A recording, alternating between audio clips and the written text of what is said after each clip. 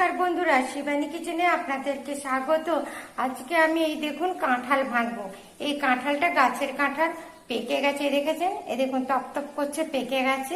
এবার আমি কাঁঠালটা ভাঙবো। এই কাঁঠালটা ভাঙার জন্য হাতে একটু তেল নিতে হবে। বন্ধুরা, হাতে তেল নিয়ে নিয়েছি। এবার এই দেখুন এইভাবে কাঁঠালটাকে ভাঙবো, দেখেছেন?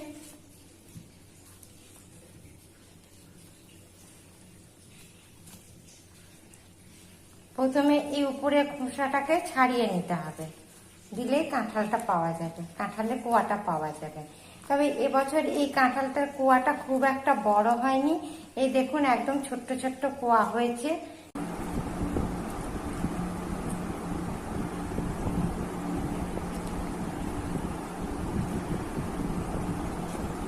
বন্ধুরা, কত কাঁঠালের কোয়া বেরিয়েছে